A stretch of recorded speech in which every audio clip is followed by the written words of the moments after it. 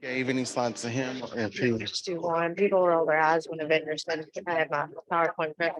So I just keep it right here. Makes it easier.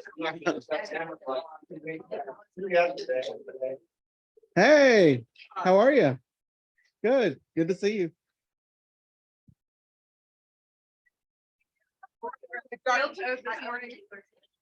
So good afternoon, good afternoon, good afternoon. How are you all doing? We good? So it's 12 o'clock, so we want to start on time. And if anybody comes in, of course, we'll welcome them to KW after that fact, right? So are we good, Daniel? Perfect. Okay, good. So hey, we're going to start off with here they come.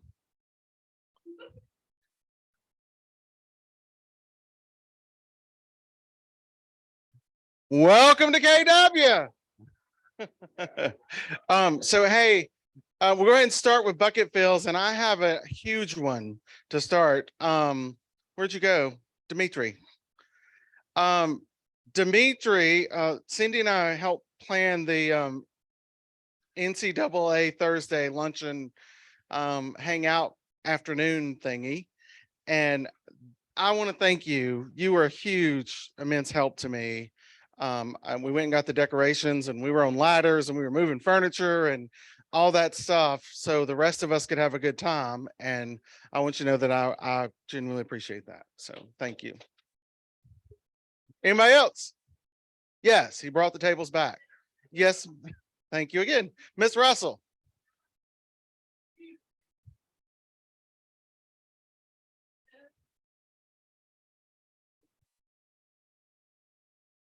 Well, thank you. I appreciate you. So if it weren't for you all, I would not have a job.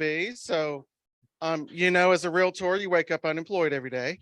So you all keep me in business, and hopefully I keep working so that you still feel that way. So thank you. Who else? Anybody? Chris, I want to thank you for getting us sponsors for Hillsborough in the interim of our gap there. Yes, ma'am, Cindy. Yes, thank you, Mary.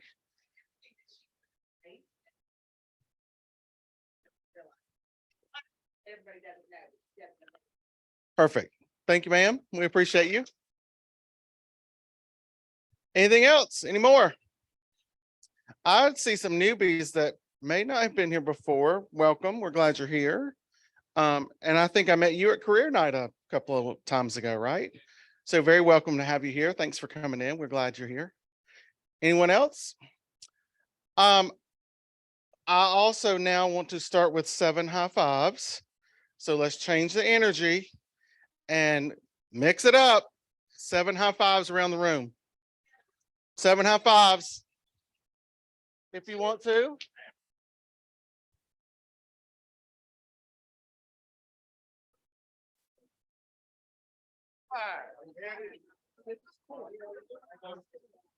Right.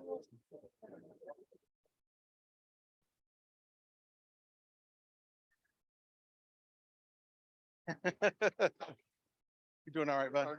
Good, good.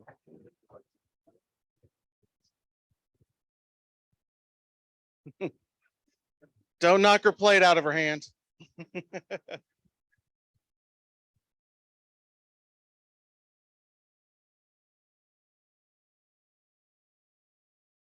So I heard some bucket fills going on during that too, that maybe you were shy to say it, but I know Rachel and Marla have been active with open houses. So thank you all for doing that. I know the agents appreciate it as you develop into the great agents you're going to be.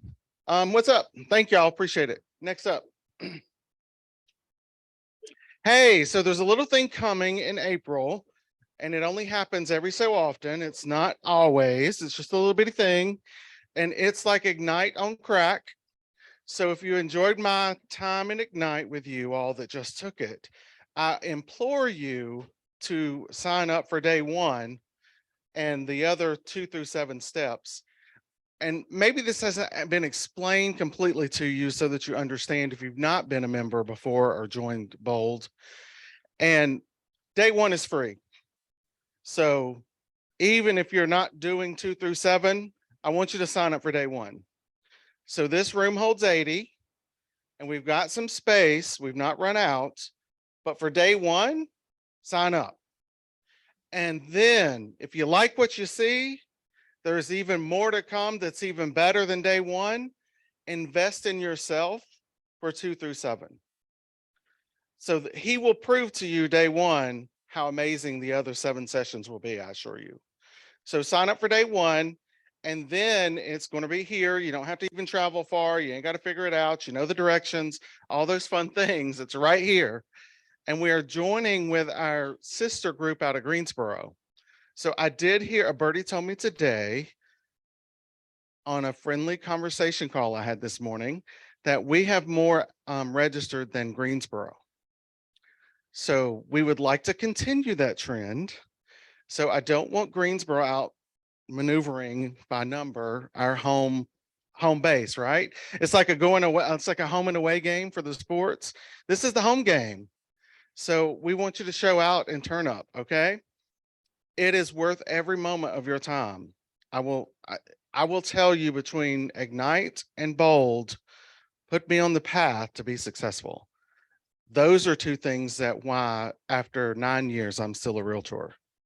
They are building the foundation in my crawl space so that my house is in order. Yes, ma'am. Of course you can. So Bold changed my life in 2009. And Steve Schluter was the very first Bold coach. So I took his very first class. I think I'm on number 14. I think I've taken Bold every year. So why you're all looking at me like, why is she taking it every year? Guess what? Every year you take it, you're in a different season of your business, of your life, and it resonates with your professional life as well as your personal life. And it will, whatever you're going through, it will help you to get to that next step. And it is, and they keep changing it. So it's going to, I'm really excited. And we only get 40 spots because Greensboro only has 40, right? So go ahead and sign up for the whole thing. Thank you. Hey, so the other thing I'll add to it is, yes, and it's investment. I mean, I know it's $7.99. Look, we are working on some scholarships out there. Please know that if we pay it back, half of it, so 400 of that is coming back on your first 4 transactions. We don't take the whole thing. We just take 100 each within the next 6 months. So I will assure you, I've never been to Bold and not had those transactions to pay it off afterwards. And it was a temporary investment for long-term success. I mean, I implore you. I went to 4 of them before I transferred out. And again, I utilized those skills ever since the first one, So Steve is our Bold coach. He's actually got a class tomorrow. So I'll go ahead to the next slide. No, yeah, go ahead. Is there anybody online? Because I need to speak.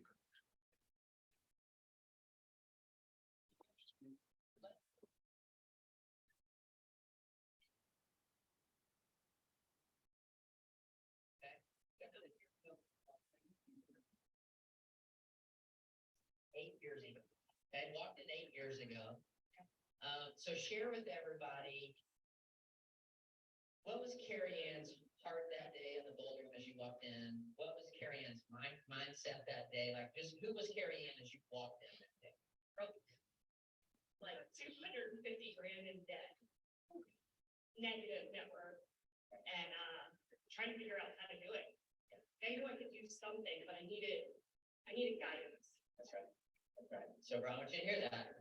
Broke $250,000 in debt. I don't know what to do. Okay. And that's the business side. Where would you say you were personally, Carrie? Looking for more. Yeah, I wanted a purpose. I wanted to find ways to implement in my business and giving. I wanted to give, and I didn't know how. Right. Or where. Yeah. How I could impact people's lives or help them, or I'm that friend that, like, I don't show up. you need me, I will be with you. Yeah. So you walked in knowing, hey, like I have this desire for help inside of me. Yeah. Right? This desire that to do anything, you know, like I remember Gary got asked a question one time, how do you know that enough's enough? Like, when is that? And I'll never forget Gary's answer. His answer was, if somebody in my world needs something and I can't provide it, I don't have enough. And that's what I hear in you. You're like, I want to be in that spot. Yeah. Okay. So you go into the room. This is where you are, right? Personally, financially. What happened? What happened in that room that started the sequence of events and the clues that led to what we're going to talk about here in a minute? Yeah, so it provides you all of the systems, right? Like, you don't have to recreate the wheel. You go in there and you find the systems, and then you need to find the accountability, which is also where I met my mom's coach. Right. So I knew I needed that. I knew I needed accountability around it. I knew I needed the structure, because I would sit there for 8 hours and try to figure out what the structure is and just not get it or not do anything moving forward. That's right. That's right. So it provided the tools, Yeah, right? The systems, the models, and then you knew that that was only part of it, right? We coach this in the Boulder, right? Like you can write down your goals, and when you write them down, you're 42.1% more likely to achieve them than anybody who doesn't write it down. Yeah. You knew the second piece of that though, which was when you write down your goals and then you bring accountability in, now you're 77.6 more likely to achieve your goals. Yeah. Right? yeah.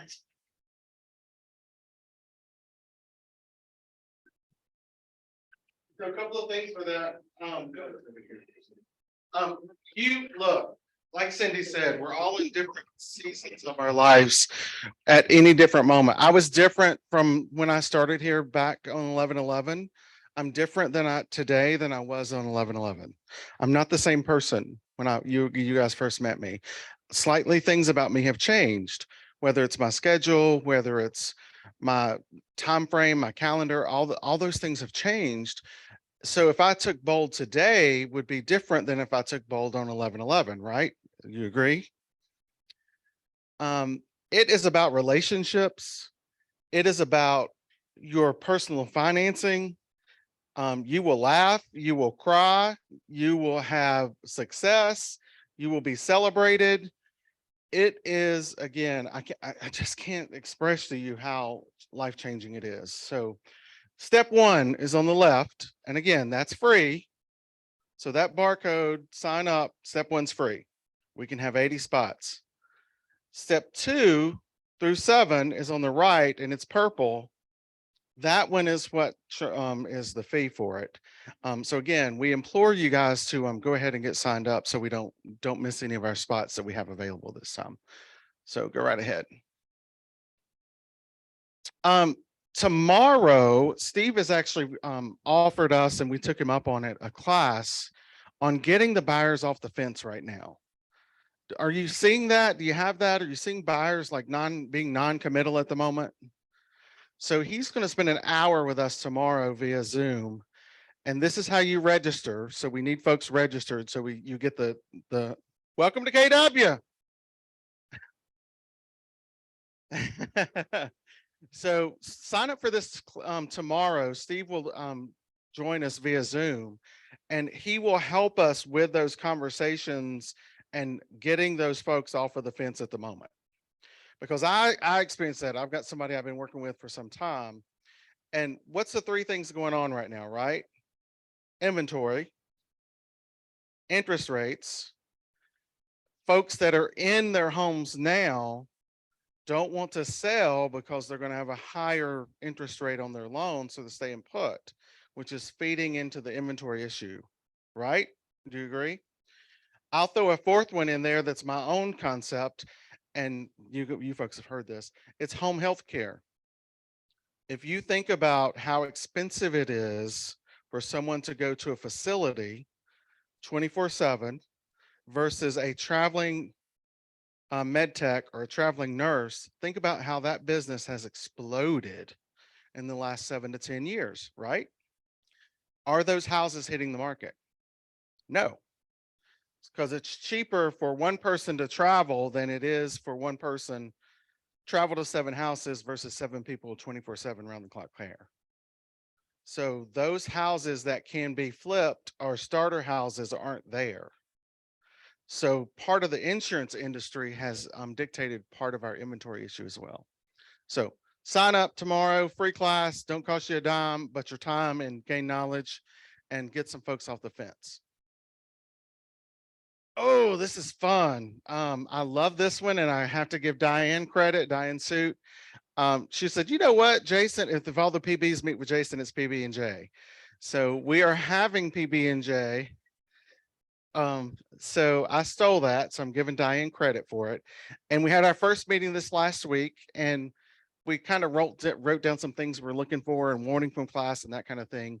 And we're going to go measure a house because a lot of the PBs haven't measured one. So if you listed a house today, could you draw a sketch and measure the house? Maybe, maybe not.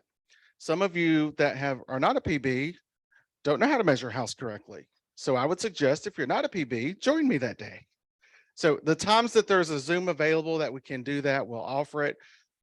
I am a firm believer though, however, interaction in live class is you take more from it than listening online. So join us and you don't have to be a PB. If you just want to spend an hour with me, come on.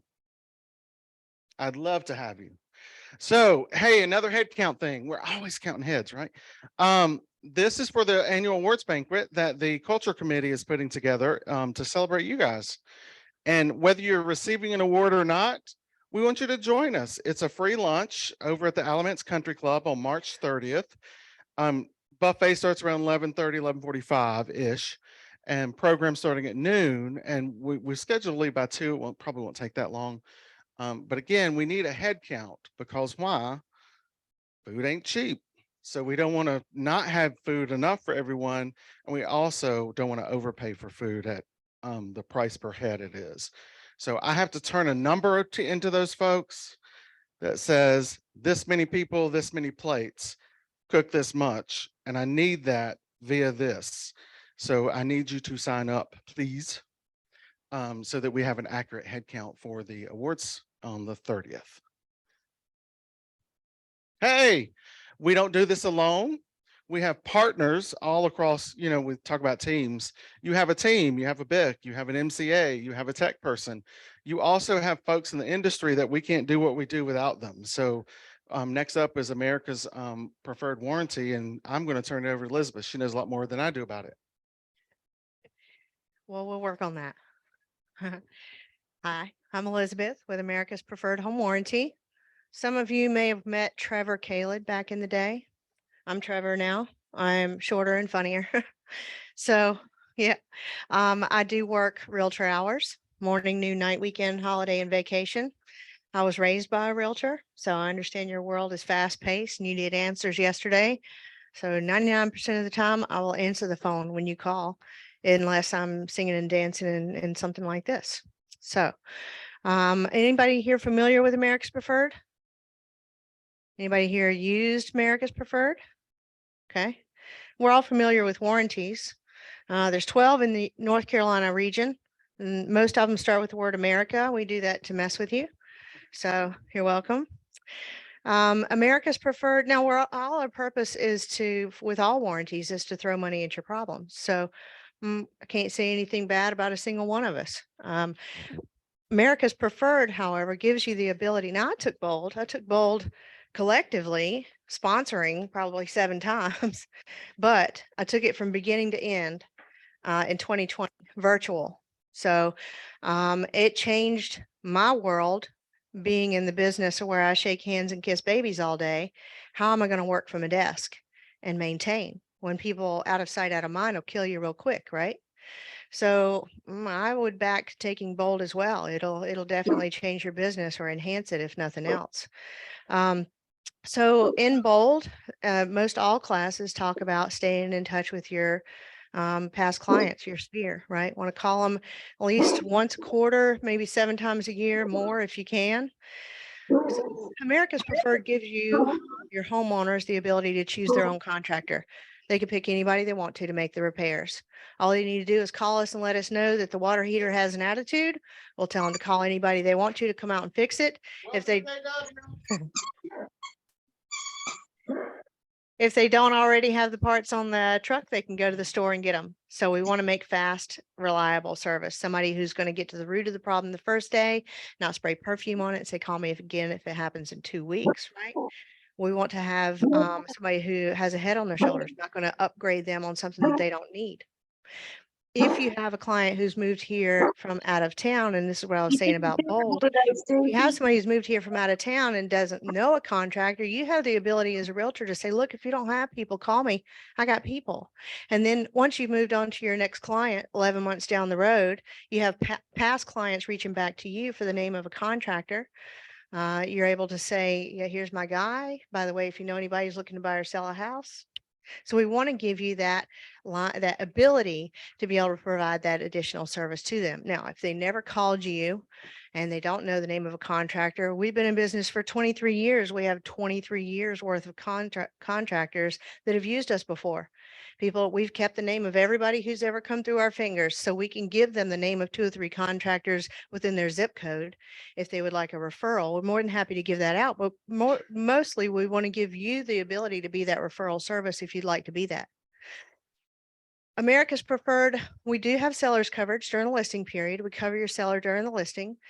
The ability to advertise the house with a warranty, turning it over to the buyer at closing.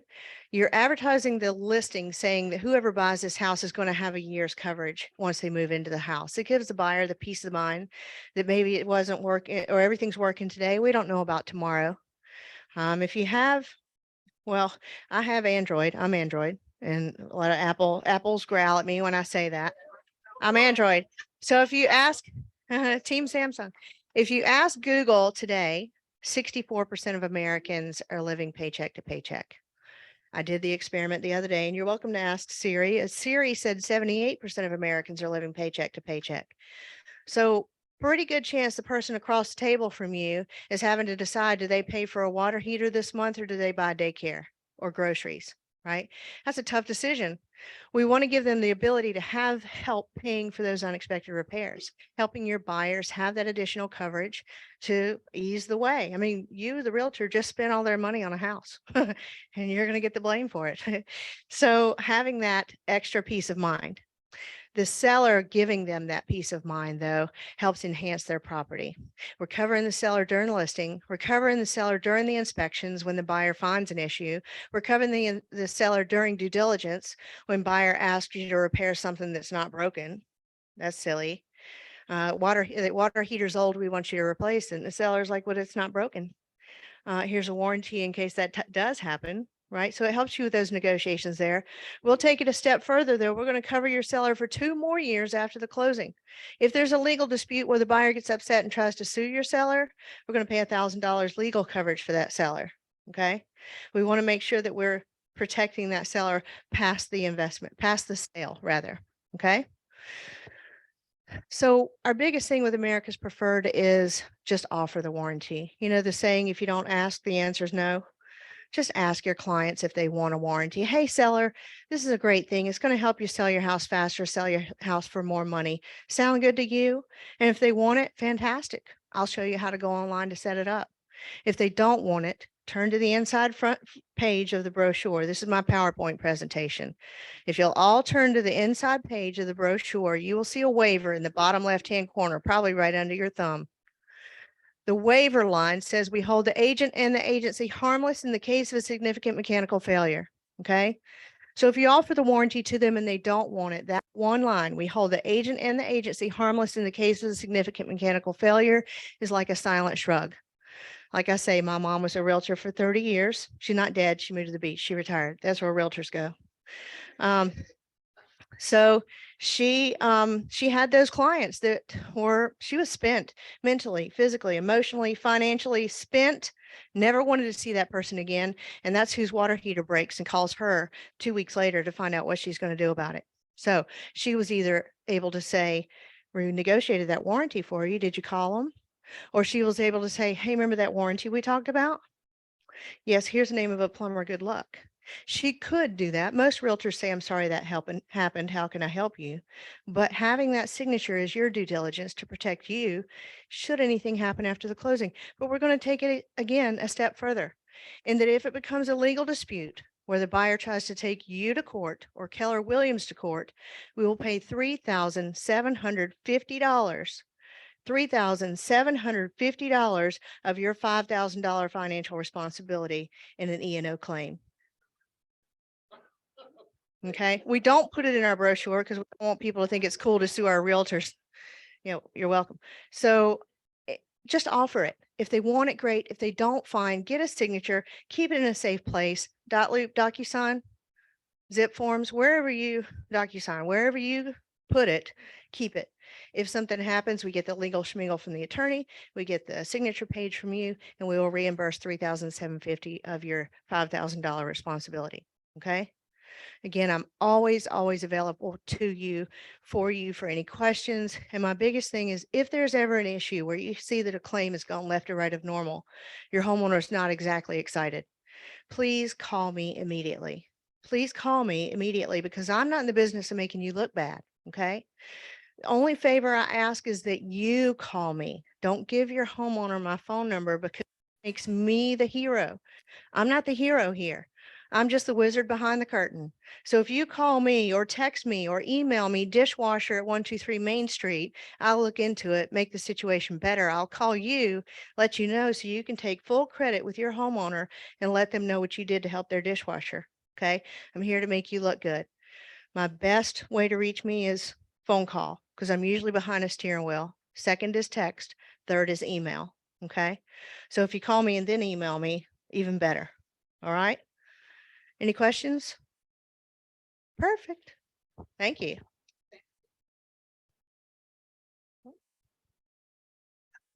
Hey, so you can pick and choose what warranty company you offer. You run your business however you want to. If you got a great relationship, that's what you do. If you don't have a relationship and want to start one, this is a great way to start. I heard a few things in there, $1,000 coverage for the seller if they are sued. Right? Right. I also heard 3,750 of the 5,000 if you are sued, right? So that's a great way to start. And I know the person behind the curtain, you can trust that. So, all right, next up. Mary White Contrary. How does your garden grow? All right. You good? All right. Hey, we're paperless. Not in by 9, out by 5. Big. No, it's out in by 4. In by 4, out by 4. That was a note put. Where'd we put that note this week? On the newsletter. It went out last week on the newsletter. So checks in by 4, out by 4 now that we are paperless. It's actually getting you paid even a little bit earlier in the day. Just hold my mic for me. You can't wait for the money. Anyway, so now we're paperless. It's actually it's starting to smooth out and things are happening a whole lot faster. Also, thanks everybody for answering the emails when I'm asking you about transactions. Trying to stay ahead of the game and projecting some things. So I'm sending emails asking when things are closing. If you could just send me, you can reply with a new closing date. You can reply it's closing today. You can reply it's terminated, whatever you need to reply so that I can get an accurate count and projecting out for the month. You guys currently against last month, you are currently at 90% of the company dollar we brought in for the entire month of February. And we've still got about 10 days to go, 8 days to go. So what's really interesting, you're at 81% of the units, and average commission checks last month was right at 6,300. This month they're right at 7,200. So that's telling me our price points are still climbing. So you guys are doing a great job there. But anyway, please answer the emails when I send them out asking about your closings so I can project the month a little bit clearer. Thank you, ma'am. Yes. Yes, if you will, if you say, yeah, let's back up. So if you'll get your commission request in at least by the end of your due diligence period, so we can create the initial DA that'll be uploaded into your opportunity.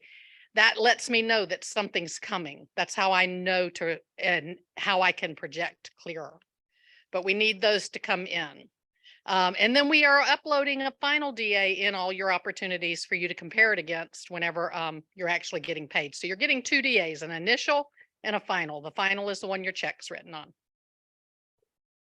And all checks written to Keller Williams as a public service announcement from the attorneys.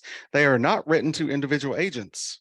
So even though you have a DA, that is not what you take to an attorney for a check. Keller Williams gets a check and then we give you the check outside. All right, keep going. I do not want to gloss you over with the next stuff, so we're going to hit this. So history leaves clues, right? So if history happens, good or bad, we learn from it. It leaves clues. Would you agree that success leaves clues? You have a successful experience that clues you into how you may operate in the future. So if we look back, this is a graph of home sales, and 2022 projected, this was at Keller Williams Family Reunion last year, they projected 5.9 million in sales, right? That was the plan. Next slide. They decided to adjust that in August at Mega Camp from 5.9 to what? Why do you think that happened? What was happening in the market, right? So then the next slide is what did actually happen? 5.0. So we projected 5.9. We revised our projection at midway in August thinking, you know what, this ain't going the way we thought. Let's drop it. And then here's the actual. But I'm going to bring you to what's here. 02 to 06. Most in history for a year. Okay. That's a lot. And as we drop, this is when veterans, the crash. And then we've been on an upward since then, correct? Until now. So what's going on right now? We talked about it a little bit earlier. What else happened last week that was completely unpredictable and out of the blue and nobody knew it was going to happen? Banks. Do you think that had an effect on the market? Do you think people are on the fence now about buying because of what happened? Come to see us tomorrow. Next slide. Interesting what happens with our NAR membership. When was the best years ever? And how many realtors are there? 1.36 million. Because it was good from 04 to 06, right? And then what happened in the crash? How many people did we lose? 3 to 4 to 500,000, right? That's how low it went to almost 1 million in 12. That was still reeling from all this good. So when it's good, what do realtors do? Or what happens in our industry? Realtors jump in. Oh my gosh, that's great. I need to be a realtor, right? But then what happens when the market changes? It corrects itself, right? So we have been building ever since 12. And this is where we were in 21 at 1.56. Next. This was what happened January of 22, and we projected 5.9, correct? And what happened every single month since January to in May and August, May to July, August, they revised to 5.1. It even went lower than 5.1. 5.1 was the average. So I just showed you what happens with NAR members when it's good. So what is happening with NAR members when it changes? Drops. Next. Total market. This is a mixture of two slides, if you will. This is what we were talking about in trillions of dollars. This. On top is agent count. So if we went from 1 million with 0.91, and we had a steady climb, and we ended 22 with 1.6 million, and it's dropping. History's clue is that agent count's going down. Those clients are now orphans. They don't have an agent. Their agent's ghosted. They're working at Walmart. I don't know where they are. They're somewhere else, right? Next. So if here we grew 500,000 agents, right? Then, oh, I'm sorry, we dropped, but then we started the increase, right? And now we're going back down again. So you can see as our sales rise and fall, what is happening to our agent count nationwide. Next. So let's look at the market centers that are doing bold in our area.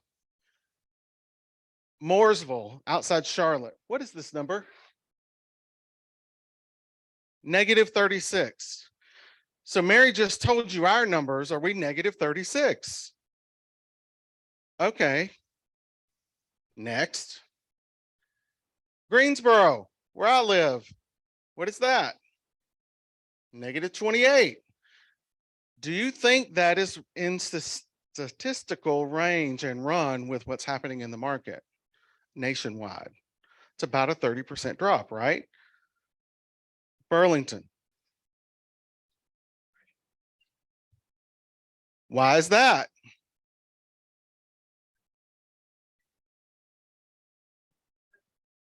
This came from your bold coach.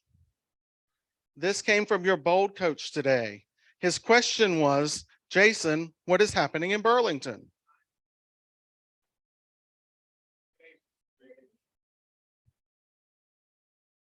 So stop digging in, Cindy.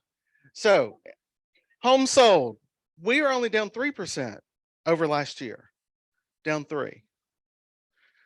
So those 3 markets are entirely different. However, they are not following the trend. We are not following the trend of the nation.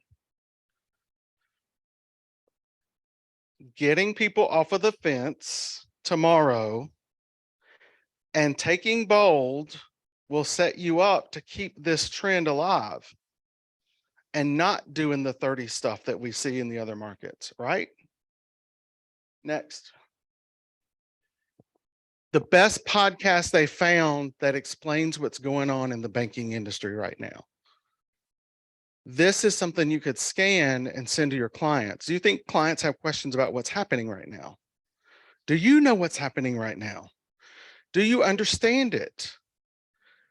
If you don't, this is a resource for you to be and speak more intelligently to your clients about the current market and what's happening with banking and how it affects us.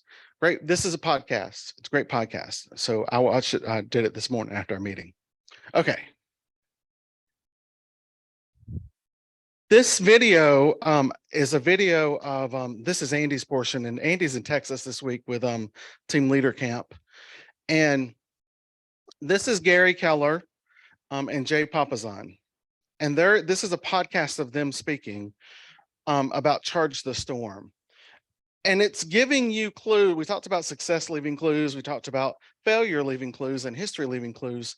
This will give you some insight. Gary thinks 2 to 3 to 4 cycles of real estate earlier than the average CEO or person out there. So this video will be quite insightful. And we want to share it with you. So I won't take up any more time. I want you to see this video. Take notes, you're going to want to.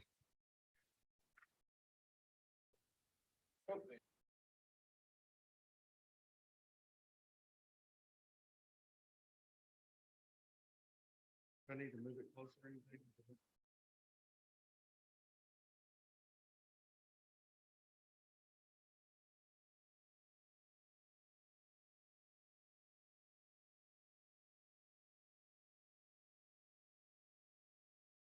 So Gary, the theme of this season is Charge the Storm. Yeah. And for the last few months, we've got t-shirts made with a buffalo on them, Yeah. Charge the Storm. Yeah. Tell us a little bit about where that came from. Well, actually, someone sent me a t-shirt and with a buffalo. But it was just a buffalo and a lightning bolt. Okay. And I thought, well, that's cool. So I went and Googled it and I discovered it's a thing, Jay. It looks like there's a gazillion different t-shirts with buffaloes and lightning bolts and storms and all that. So then I Googled the story. It turns out that buffaloes are a unique animal. And that is they've learned that for them, the best way to approach coming disaster is to lean into it and run through it, not run away from it. Because that way they just get through the other side faster. Yeah, that's right. Right. And for me, I also know that I'm doing something proactive about it. I can't control the storm. Yeah. Right. And that's become our metaphor. Like everybody who's listening to this, we know that there's a recession on the horizon. Yeah. Already in it for some of us. That's right. So the attitude of, be the buffalo, right? Charge the storm, like it gives us a proactive stance to take in Yes. tough times. Well, it's a great thing, right? But I think the buffalo learned that you can't outrun it. Right. And if you hunker down, then you become defenseless. So it seems, and I don't know why they're the only animal in the kingdom that figured out that the fastest way to get through a storm is not to try to outrun it or hunker down, but the fastest way is to turn and run through it. I love that. I don't know. I love it. I think I look at a lot of the entrepreneurs and even some of the leaders that we get to work with and across different industries.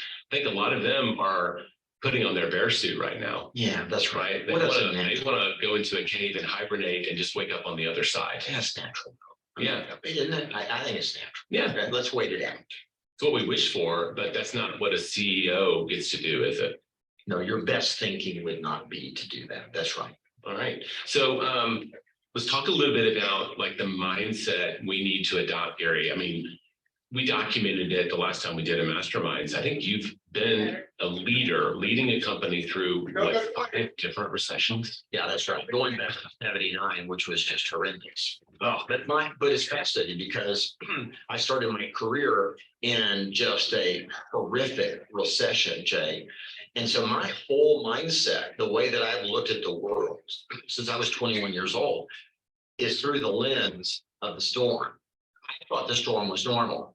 Yeah. Right. And then when you showed up, you didn't know better. Yeah, it was my briar patch. I got thrown into a storm such that I learned how to survive and thrive in that environment. I watched a lot of people sit on the sideline and said, well, we're just going to wait it out. I don't think they made it. I never saw those people again, to be honest with you. The ones that I saw again and again were those put their head down and charged into the storm and took action and said, well, I'm going to make the most that I can during this situation. I'm not going to just sit around. Because a lot of people thought, and again, we're in the real estate business, a lot of people thought that I'll just wait it out. Why would someone want to do business at these rates, at these prices? Why would anyone want to transact real estate in this environment? I would rented an apartment, right? I didn't know any different. My thinking was, well, maybe you just want to. Yeah. Or maybe you have a better use of your money or blah, blah, blah, right? There will be people that will have a reason that economics don't interfere with. They're going to go ahead and do it anyway. And so I just went and found those people and I actually hit all my goals in my first year, even though interest rates went to over 18%. Well, you weren't burdened with like a status quo thinking around what it took to make the industry work. You just stepped into it. And so all of the baggage they were carrying forward about what made for a good market or a bad market, that wasn't something you were thinking about. You were just asking, well, how would this market work? Not at all. That's exactly right. Well, I have to succeed. Someone's going to transact, right? Mhm. The thing about a recession, the thing about a shift is that it's typically an economy of less, meaning that there are less buyers and or sellers in the marketplace at that time. That's what causes it, right? Right. A boom would be there's lots of buyers, there's lots of sellers, there's a lot of activity. A recession or a shift, demand recedes. I mean, I think that's actually where it comes from, right? Yeah. The buying demand is receding. That's right. Oh, they're in a long enough time. There's less sellers because they had no one to sell to. So bam, there's less. Have a nice day. Yeah. Now what are you gonna do? There's less. What are you gonna do? And the way I've always thought about it is when there's less, you have to do more. Mhm. So it's the market of less is more, causes more. And more means that you're gonna have to change that. We'll talk about this in later episodes, but you're gonna have to literally go change the way you generate clients to make sure that when your math changes, that you have enough people to do business. That's right. So, Got it. So the Buffalo mindset, this idea, we were kicking around in this, and we were kind of contrasting an attitude. You've been through 5 of these. We were kind of calling it an evergreen kind of mindset around how to adapt to the changing marketplaces. well, you have 2 choices. I mean, I believe that you have 2 mindsets. Okay. And what you and I call, one is the evergreen mindset, and the other one we would call situational or immediate mindset. And most people forget the evergreen one. They always, and if you go Google it and you say recession mindset or shift mindset or whatever, no one's going to talk about the evergreen. But you and I believe that it's the most important one because it's what sets you up. Yeah. In other words, the change is inevitable. Yes. Okay, they call it an economic cycle for a reason. And that is what goes up, goes down, what goes down, goes up. They actually cause each other. Once you, right, it does. When things get too high, bam, it causes it to go down. And when it's too low, it causes it to go up. Once The you key word there is too. That's why they call it a market correction, right? It's too high. Yeah. That's not sustainable. At Yeah. some point it corrects. And when it corrects, it tends to be a bit of a whiplash. Yeah, that's right. All that optimism that was driving it up is now equally met with 3 times the pessimism as it goes down. Right. So they're gonna go up, it's gonna go down, it's gonna go up, it's gonna go down, it's gonna go up, it's gonna go down. I don't know on my deathbed, will it be up or down? I have no idea. You know, I know that when I got in, it went down, Mhm. right? So for me, my mindset is it's always going to be going up or going down. And if I'm up, at some point I'm gonna be down. And if I'm down, at some point I'm gonna be up. They cause each other, meaning that you won't stay down forever. Yeah. You won't stay up forever. Okay, if you know that, then the first mindset that I believe you want to adopt, particularly if you're leading your own life or you're leading other people, is the evergreen mindset. You got it. So it's kind of like in summertime when things are good, if we go back to the seasonality, you're storing nuts for winter because you know winter's coming. You don't know when. Yes. So you're just going to make that a habit Yes. versus walking around with maybe an immediate or seasonal mindset that times are good. I'm just going to eat all the nuts I can right now. Yeah, that's right. The evergreen mindset is playing the long game, right? Yeah. It's understanding that times will be good, times will be bad. What can I do consistently through all of that to set myself up for the best opportunity to be successful? If things are booming, I'm set up to boom. If things are falling, I'm still set up to have the best possible economic outcomes that I can have. It's funny is I've seen you, like we've given industry speeches every year for years now, where we talk about what happened last year, what do we kind of expect for next year? And when times are really good, like you always say, hey folks, make hay while the sun shines, but you know this other thing is coming. And like you get darts thrown at you. It's like, why are you talking about a recession when we just had the best year ever? Oh, yeah. And that's because, like you said, you started your business career in a recession, and you just have never allowed yourself to forget that one is always over the horizon somewhere. Sure. Well, and actually they come within, they have in the past come within a certain rhythm, which is why I get made fun of in my own industry, in my own company, because I'm always 2 years, 3 years early. Because when you've been in a boom long enough, Jay, you know you're crossing a line, right? 5 years of a boom, you should begin to look around you because you're now most likely closer to a recession than you are in maintaining that boom. Makes total sense to So me. it makes me wrong till I'm right, but directionally, I'm always correct. Well, what it makes you then, and then, like, here's the benefit of that evergreen mindset. I know that there are some entrepreneurs that when the market turns south, right, things get bad, they don't say, oh no, they say finally. Yes. that's Because right. they understand there's opportunity there. If you've had an evergreen mindset, that is when, like we did the study in 2009, companies that gave up market share rarely get it back. That is like the market, maybe not the profit opportunity, Yeah. but there is massive opportunity to gain market share in these markets if you've come into it with the right attitude, or we can talk about it. If you didn't, how you quickly get to where you should be so that you can at least weather the storm and take as much advantage of it as possible. Yeah, so when we talk about playing the long game, we're talking about first off, personally and then professionally. Mhm. So on a personal level, not to get into the weeds on that, I would say that has to do with your areas of discipline. So we're talking about your health, your spirituality, your relationships, those that, right, your financial condition, Right. so that you yourself are not in crisis, or you put yourself in the best position that when crisis comes, that your body is fortified, your financial bank account is solid, your relationships are as good as they possibly can be, and you've put money into the relationship bank that in a recession, if you need to withdraw some time because you have to put more time elsewhere, that you're okay.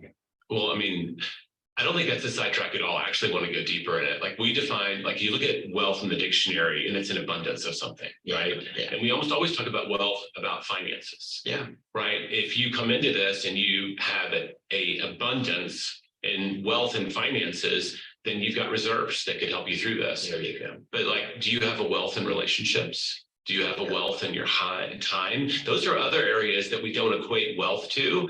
But like, boy, if you had an abundance, you have equity in those relationships, right? Where you've been helping, not because you expected to get back, but now they're receptive because they know who you are and they're maybe willing to help or chip in, or it's all hands on deck. And they're like, hey, you were there for us, we're there for you. Yeah. Makes total sense. I'm somewhat of a contrarian, but when Mary and I built our home after we got married, we paid it off in approximately 7 years. Mhm. And the reason that we did that was to get out from underneath that debt, so that as the economy does its thing, we can take advantage of situations because we're not burdened by that expense. Well, that, I think for the small business CEOs that are listening to us, I mean, this is something we see all the time. They're looking at their business to fund their lifestyle. Yeah, If their lifestyle isn't secure, whether that be their home mortgage that's right. or what they're paying for their cars that are sitting in their driveway, That's right. they're now going to be asking questions of their business to fund a lifestyle that wasn't managed properly, instead of, even if the business was. Yeah, that's right. As fast as I could get there, I wanted my personal lifestyle to be as low as possible so that I could make investments and fund that, whether the company stayed in business or not. Mhm. And most small business owners don't do that. They treat their small business as an ATM, Right. and whatever profit the business makes, that's income available to them for their lifestyle. And as often as not, and we've given this advice 1,000 times, you look at their lifestyle, it's usually built around their last best year. Yeah, that's right. Right? They tend to kind of go up in lockstep versus waiting behind their business growth That's right. and then allowing it to creep up in a very safe distance. Yeah, so an evergreen mindset ignores whether things are booming or they're busting. It ignores that. And it simply says, what are the areas in your life that you need to fortify, that you need to build reserve in, Mhm. so that you're as healthy as you can be, your relationships are as healthy as they can be, your money and your debt position are as healthy and as they could be. Everything is such that when the storm hits, right, when things shift, that you're not in a panic mode personally. Right now, by the way, same with business, and that is manage your debt situation, manage your expenses, make sure that you run that business as responsibly as possible, so that when a shift happens, you're not, you're not looking at going, oh my gosh. We're overextended, we're, yes, all those things. You made me think of, I never get his name right, the founder of Patagonia. I listened to an interview of him a Oh, few right. years ago. Right. And when they were in one of their growth stages, they were pushing hard on their retail.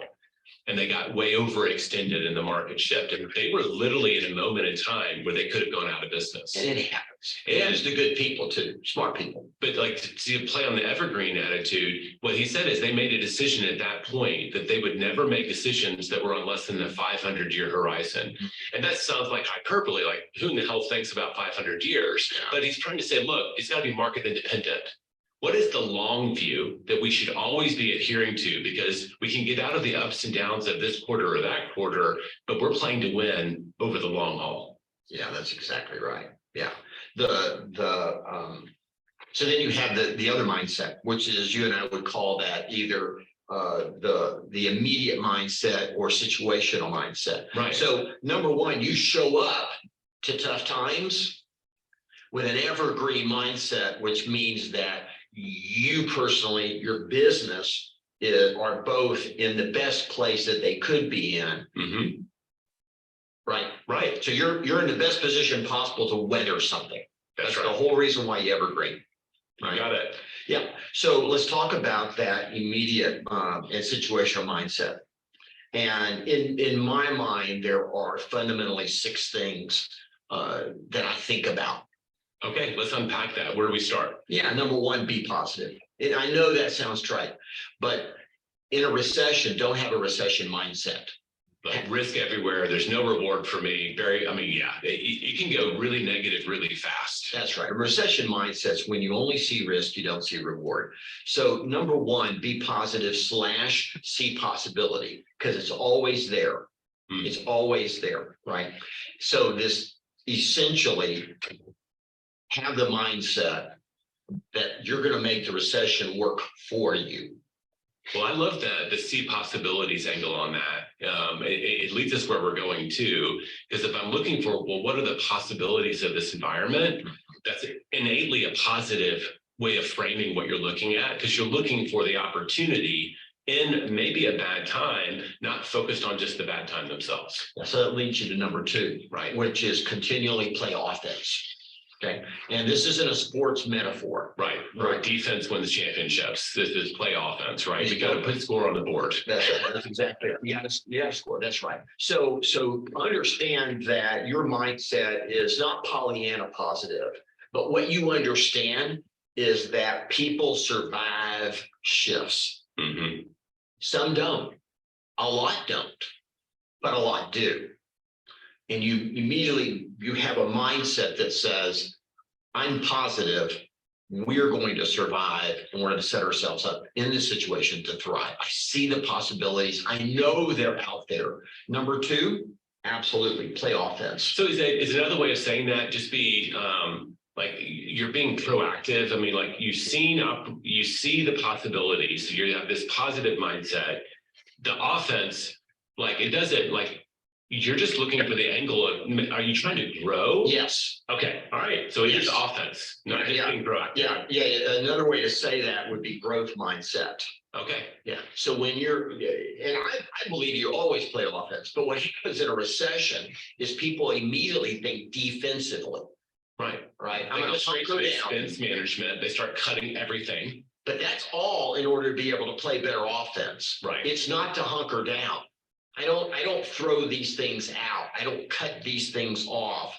I'm just a hunker down. I'm making all those decisions so that I can then find my possibility and go play offense. Yeah, we discovered that in the last recession, that the people who found their margin, right, they got their expenses in line with the new economy fast. They had the ability to play offense while other people were still trying to assimilate how they could weather it. Well, you won't be able to thrive coming out of a recession if you play defense during it. Right. There is no growth in expense management that way, right? No, there's not. You can manage your profit that way, but that's not how you manage growth. Right. And I've been through enough recessions to have seen this play out over and over again. And what surprises me is how few people actually go on offense. All right. They truly just go into defense mode, Jay. And I don't get it. I don't know. I'd like to know what book they went and bought off the shelf that say, when tough times hit, play defense. Well, I think it's because they failed at the number one, to be positive. Okay. And I think in this environment where everyone and everything you read, everything you hear on the news is negative, if you go negative, now your emotions are beating your logic. Yeah. Your logic says, here's the possibilities, I should play offense, but your emotions, which is what a lot of people act on. That's why I love your number one. Yeah. If we are relentlessly showing up, maybe we need a coach to help us. Got to be positive right now so I can see the possibilities and play offense. Yeah, I'll tell you a funny story on myself. When I was in my early 20s and I was in sales management and we had hit a tough time. Mhm. And I had this gentleman and he was tall. He was a former airline pilot, Mhm. very tall, great guy, nice guy. And he came in my office and shut the door, Jay. And he says, I think you're being way too optimistic. Okay. And I'm imagining you say tall because you're sitting down and you're looking up and this guy's looking down on you. Yeah. Like I'm just seeing that hulking figure saying, Yeah, you're yeah, that's being way why I too said- optimistic. that's why I mentioned it.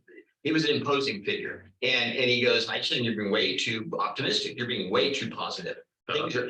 Things are a lot worse, Gary, than you think. What was your response? I fired him. Now, again, I'm in my 20s. This guy is in his late 40s. And it's like firing my father, right? Maybe Yeah. from an age standpoint. I said, here's what I said. I said, you could be right, Mhm. but the one thing I don't have to do is listen to you. And I walked him out.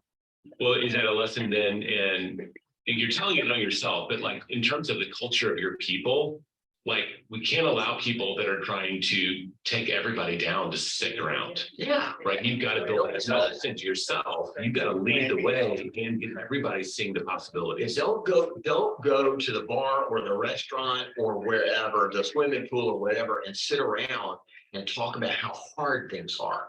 Go find the group that are all talking about the possibilities, the offensive things they can go do to go grab market share or set them up Mhm. to be the recipient of additional business when the market starts to turn. Go hang out with that group. You do not want to surround yourself with people that are talking like that. Well, as leaders, we can manage to that too. And we'll talk about, we'll have a whole section dedicated to leverage in people. But one of the first things one of my teams asked, like, you've been through a recession, what do we need to know about it? And I just said, there's career opportunities here. There's never a better opportunity to differentiate yourself as an employee from the pack than being the person, and I'll use this language, that sees possibilities That's right. and takes action. Yeah, that's right.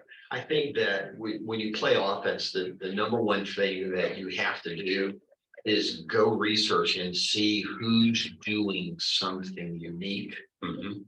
that no one else fully appreciates. Because the solution to what you need to do is already there. So this idea of go develop yourself, work on yourself during tough time. You and I subscribe to the evergreen mindset. You should always work on yourself. But in a recession, the first thing you ask is, what do I not know that I need to go find out? Yes. And it's a really, really, really, really big deal. Versus the security, right? That ego serving, I know it all already, doesn't actually serve you right now. Yeah, that's right. Yeah, All that's right, right. so we've got So be number, positive, see possibilities. yeah, so number 3 is listen more than ever. Listen more than ever. Yeah, well, that's the whole point, right? We were leading into it in our last statement, and that is when you make a decision to go on offense, most likely the solution isn't one that you're going to automatically invent. It's going to be one that you discover. Hmm. So the question is, how are you going to discover it? You gotta use your ears and your eyes. You That's gotta it. be open to That's what's it. out there, open to the new possibilities. That's it. That's 100% it. Number 3 is go listen, and literally go ask questions. What are you doing? And I mean, if your competitors will tell you, ask them. If they won't, go talk to their people and ask them. Well, it's funny during, we had a whole season on pivot, but during the pandemic, one of the first things we did in one of our jointly owned training companies, Productive, is we started masterminding with other training companies. So it's funny that the head guy who ran all of education for Franklin Covey agreed to. We had the people who did Fierce Conversations. We had like 5 of them over 3 months. And we all just said, hey, our world has changed. Let's share information. It was amazing how many people were willing to sit down at the table with a competitor and look for solutions. And frankly, none of it hurt any of us to share the best information, but we all came out of it stronger because of it. What do we not know that we need to know? Yeah, big question. Yeah, and your solution already exists in some form. It's either being done by someone in another industry, and that solution would apply to you, or it's being done in your industry in a way yet it hasn't been recognized. Someone's doing it, but in having success. And it's the solution to your challenge of how am I going to go on the offense in a tough time? Just didn't know. In the industry, no one's talking about it because they haven't gotten big yet. They've just come up with it, or they've been working on it the last year or two, and there it is. In the last environment, whatever they were doing didn't look like it could scale or was practical at all. But suddenly in this new environment, it makes all the sense in the world. Well, when things are going great, you're not necessarily thinking about copying someone else. So you're, Yeah, seriously, which is why you don't give them their due. But in a tough time, when things shift, look around. The answer, I promise you, is either sitting in a book. When things got really tough for KW the first time, our real estate business, I went to the bookstore. I remember the night Mary and I went, Mhm. and we were there an hour or so, and I'm just buying books. And the one that changed my life was Behind the Golden Arches, because buried in those golden nuggets Yes. were ideas that I'd never thought about. And there were a handful of ideas that I still repeat to this day that were transformative for me. And had I not sought to listen, had I not thought, okay, people live before me, people are doing things, who's doing something right that would be a solution for this right here, I would have done that, Jay. I love that. And I think we told that story in season 1 and maybe again in season 3, the story of the French fries. Yeah. That's a good one. That's not the only one. That's a good one. So listen. So number 4 is live outside your comfort zone. Well, I mean, I'm already uncomfortable. We're in the middle of a recession. Yeah, you need to see change as a strategy, not a threat. Okay. And most people, when shift happens, right? When all this happens to you, your knee-jerk reaction is, I don't want to change. Yeah. Right? Change feels hard. For most people, change is a threat, not an opportunity. But I'm telling you, change is an opportunity. Because change is inevitable, right? Participation is optional. Mhm. So life is changing. Everything's going to change. Businesses, there's no way, history proves this. There's no way that your business model that you establish for your business is going to last 50 years. No, it's going to have to evolve. It's going to have to evolve with you, your people in the markets, or it won't survive. That's right. That's exactly right. And I'll tell you a good example in the personal world was Jack LaLanne. You know, Jack LaLanne, the father of the first franchised workout center, right? He was the guy that brought the jumping jack from France to America. He was the first fitness guru on TV, blah, blah, blah, blah, blah, blah, blah. But by the way, he was a meat eater. Yeah. He was a meat eater, right? Until he discovered that really wasn't the best way to live. And his goal was to live to 100. And so what did he do? Change his diet. He became almost a vegetarian. Mhm. He became the juicer, right? The Jack LaLanne juicer, you can still buy it. He changed. Think of it this way. He lived based on the best science of the moment. Right. And when that science all of a sudden said, what you were doing isn't right, we now believe this is right, here we go. He didn't fight it. He just did what he needed to do to hit the goals that he had already set for himself. Lived well into his 90s and died almost, if I'm not mistaken, died of natural causes. Well, one of the mantras that you've thrown at me, right, when I'm in probably needing a coaching is get comfortable being uncomfortable. Yes. As just an attitude that business and growth and extraordinary results, you have to live in that place outside of your comfort zone. So just go ahead and get used to it. Yes, and embrace change as an opportunity because most people won't. That's right. Most people are running a lifestyle business. Okay, meaning that they manage the business to the income that they wanted in order to finance their personal life. So they usually, right? So, and if they get there, they're usually going to fight to defend that Mhm.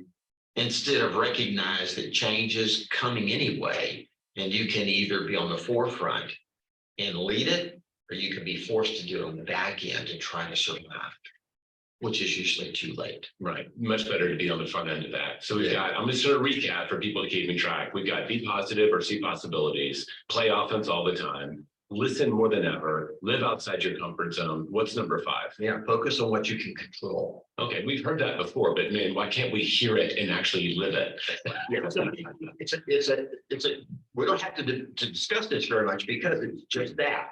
Yeah. And that is when you're going through this whole list and you've come up with your ideas and you're saying, okay, I'll embrace change. What do I do? And you've got to start listening to people and coming up with ideas. Just remember, don't fight what you can't control. Yeah.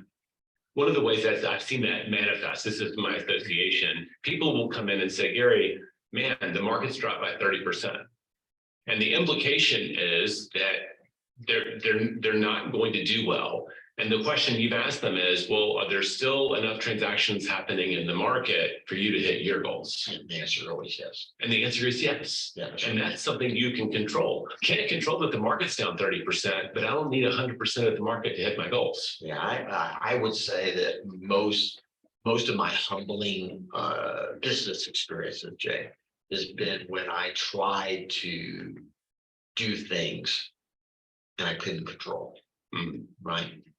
And I believe that understanding what you can control becomes the foundation of positive action.